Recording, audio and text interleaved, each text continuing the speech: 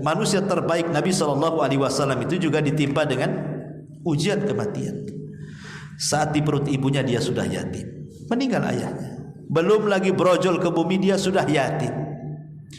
Kemudian brojol ke bumi baru usianya 6 bulan, 6 tahun, meninggal pula Aminah ibunya, yatim piatu.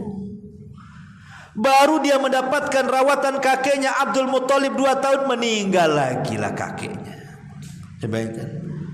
Kemudian berpindah kepada Abu Thalib, hidupnya susah. Akhirnya kemudian setelah lama-lama dia pun dapatlah kesenangan menikah dengan Khadijah. Khadijah meninggal pula setelah Hasr, pemboikotan tuh. Kemudian anak-anaknya baru punya anak Abdullah, Qasim dulu belum usia genap setahun dan meninggal. Kemudian Khadijah hamil lagi, punya anak Abdullah, itu setelah diangkat jadi nabi itu meninggal lagi.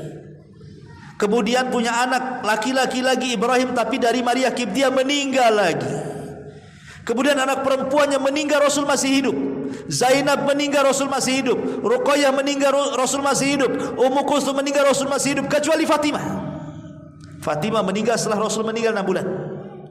Tapi semua anak-anak Rasul meninggal saat Rasul masih hidup, baik anak laki-lakinya atau anak perempuannya. Coba bayangkan, anak laki-lakinya 3-3-nya meninggal di waktu bayi, anak perempuannya 3-3-nya meninggal ketika Rasul masih hidup. Sebelumnya ayahnya meninggal, ibunya meninggal, kakeknya meninggal, pamannya meninggal. Ingat, kalau antum cerita kesedihan orang meninggal, Rasul harusnya orang yang paling sedih, tapi dia orang yang paling sabar untuk dijadikan contoh bahwa semua orang itu pasti meninggal.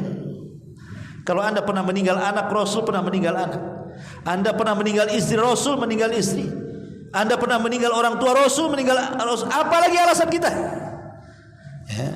Tetapi yang paling sedih bagi Rasul itu adalah 2 kematian. Pertama Khadijah, yang kedua Ibrahim, putra beliau.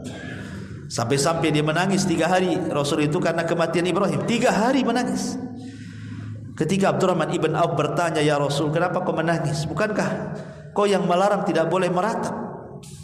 Kata Rasul kepada Abdurrahman ibn Auf, ya Abdurrahman, ini bukan ratapan, ini tangisan rahmat, tangisan kasih sayang orang tua kepada anak. Wajar saya menangis karena beratnya saya berpisah dengan Ibrahim, maksudnya putra Maria Al-Qibtiyah. Wallahu a'lam bishawab. Ikhwatu fillah, muliakan Allah Subhanahu wa taala, mudah-mudahan ada manfaatnya. Ini nasihat saja.